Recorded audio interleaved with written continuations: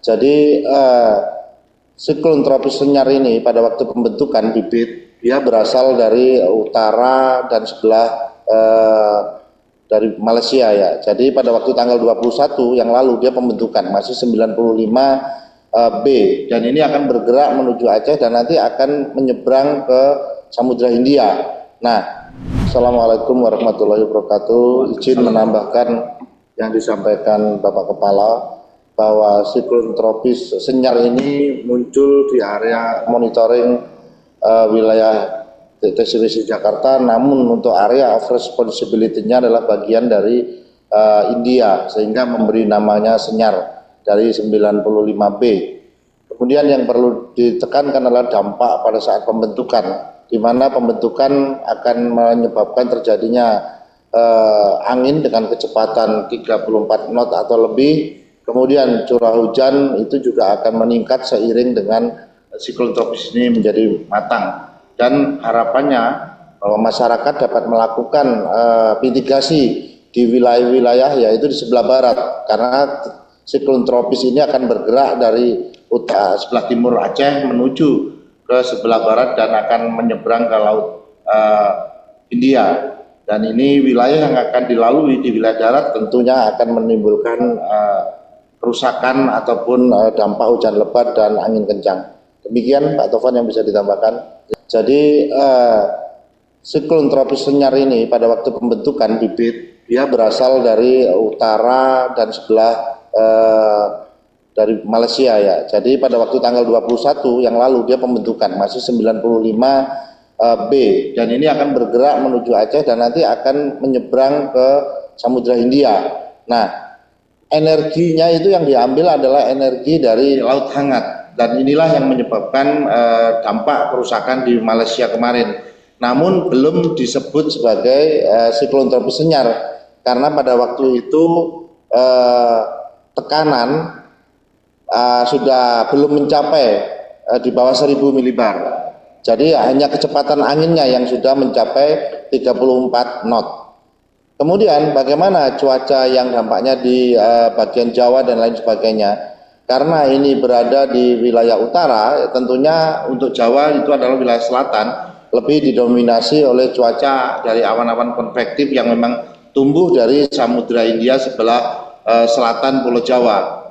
Karena kita lihat saat ini adalah ada dampak daripada selokan Siberian, selokan dingin dari Siberia itu akan masuk wilayah Indonesia, dan ini angin monsun Asia.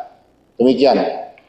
Baik, untuk curah hujan di wilayah Sumatera saat ini sudah terjadi sejak beberapa hari yang lalu. Misalkan pada minggu yang lalu kita Tapanuli Tengah, kemudian kita juga di sekitar Aceh itu sudah terjadi curah hujan dengan tingkatan hampir 290, bahkan ada yang 310 di data BMKG, dan itu cukup ekstrim ya. Kan dari sisi ukuran curah hujan kita 150 mm per hari dan lebih, itu adalah dampak ekstrim.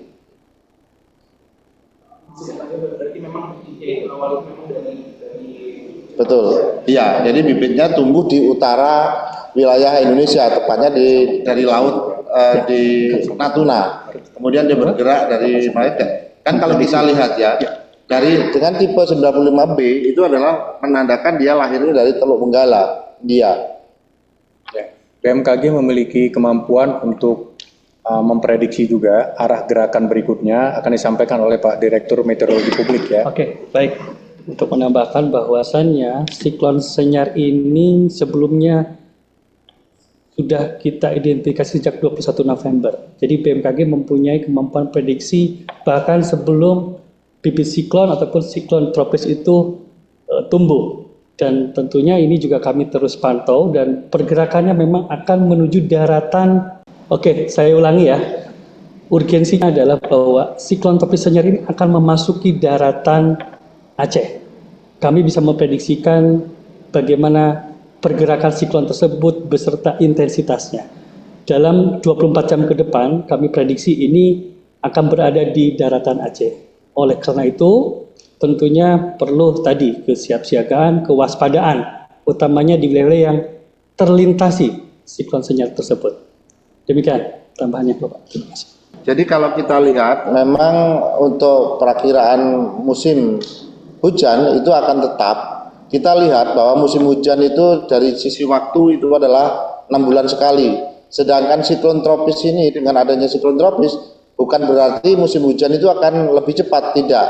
Karena siklon tropis ini merupakan gangguan atmosfer yang akan bertahan paling 7 hari. Setelah itu dia akan kembali lagi ke pola musim hujan aslinya. Kemudian tetap bahwa kita prediksi perakiraan musim hujan, puncak musim hujan akan terjadi di November Desember, kemudian Januari Februari di wilayah Jawa, seperti itu.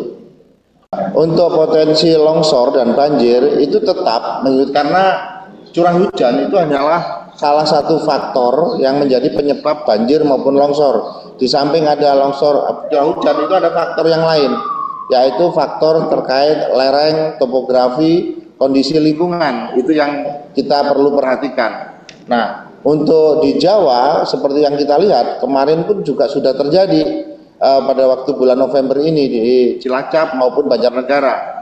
Itu terutama dipicu oleh hujan lebat hingga ekstrim dan kemudian topografi juga memiliki pengaruh.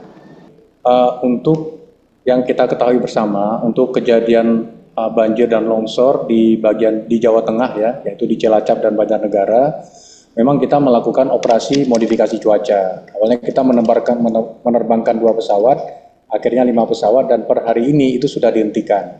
Itu tujuannya untuk mengurangi curah hujan yang terjadi di daerah-daerah yang berpotensi terjadinya longsor. Tadi disebutkan Bapak Deputi Meteorologi bahwa salah satu pengontrolnya adalah hujan, dan kemudian di daerah-daerah lereng yang mengalami pelapukan tinggi dan kemudian mendapatkan hujan, terjadi penjenuhan hingga terjadilah longsor. Nah, kemudian apabila dalam kondisi siklon tropis seperti ini, operasi modifikasi cuaca tidak bisa dilakukan karena ada banyak pertimbangannya, itu eskalasinya terlalu besar, bergerak cepat, dan juga untuk keselamatan dari tim yang melakukan modifikasi itu sendiri. Sehingga betul yang dapat kita lakukan adalah memitigasi, bersiap, kemudian dapat menjauhi lereng-lereng yang sekiranya berpotensi terjadinya longsor, kemudian yang berada di bantaran sungai juga terus mengawasi, melihat potensi-potensi atau simptom-simptom yang mungkin terjadi awal mula dari bencana hidrometeorologi tersebut. Jadi modifikasi cuaca belum bisa kita lakukan dalam kondisi siklon seperti ini.